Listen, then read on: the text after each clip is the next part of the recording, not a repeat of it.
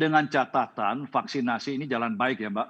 Ya, Karena semua harapan yang muluk-muluk juga tidak akan jadi kalau memang vaksinasi ya kita berharap sih akan lancar, bukan saya berharap yang sebaliknya. Nah, dengan catatan ini menjadi prioritas utama.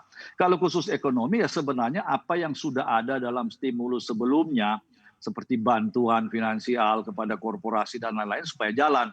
Karena kita masih melihat masih banyak juga yang tersendat-sendat, artinya banyak kita tidak usah bicara panjang lebar sini, nanti habis waktu hanya bicara itu. Tetapi yang paling penting, kalau kita lihat Mbak Maria, sebelum ada COVID pun, kenapa lantas ada undang-undang atau RUU Cipta Kerja atau mhm, Omnibus Law? Karena memang ekonomi kita sudah ada masalah. Ekspor kita menurun, defisit transaksi perdagangan, dan seterusnya. Oleh karena itu ditambah dengan pandemi ini menjadi masalah-masalah penyelesaian masalah-masalah iklim investasi dan seterusnya ini menjadi lebih urgen.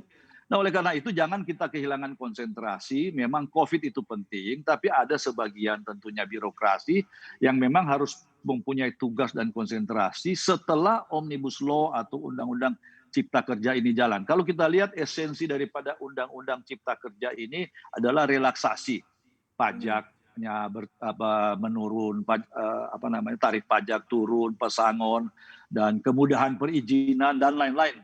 Tapi yang belum kita bicara lebih serius adalah transformasi mindset terutama merumuskan kembali kebijakan ekonomi. Mmm, Apakah kita ekonomi terbuka atau tertutup, atau setengah terbuka, setengah tertutup. Nah, kebijakan impor, peranan BUMN, karena selama 5 tahun yang lalu kita melihat peranan BUMN lebih ditingkatkan. Saya tidak mengatakan itu salah, tapi apakah itu yang kita akan capai? Karena apakah memang semua akan dialihkan ke BUMN? Nah, kalau memang itu kebijakan pemerintah, ya silahkan saja. Tapi saya kira ya itu juga tidak begitu bijaksana lah kalau semua iya, diperankan oleh BUMN, sebab kita tahu juga kondisi BUMN.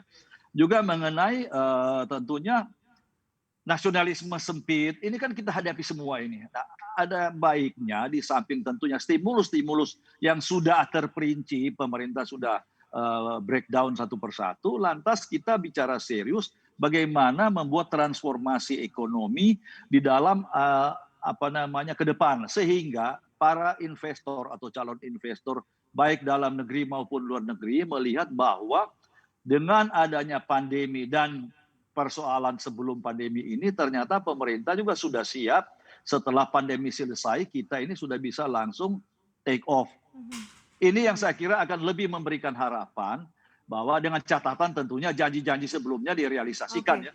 Nanti saya tidak mengatakan kita diamkan, itu tetap akan sangat membantu mempercepat. Nah, kalau mhm. kita bisa merumuskan kebijakan ekonomi yang lebih transparan dan lebih efisien, saya kira ini juga akan membuat orang timbul kepercayaan yang lebih besar sehingga merencanakan investasi. Karena investasi datang itu kan tidak tiba-tiba begitu datang Ya. langsung ini. Nah, termasuk konsistensi kebijakan.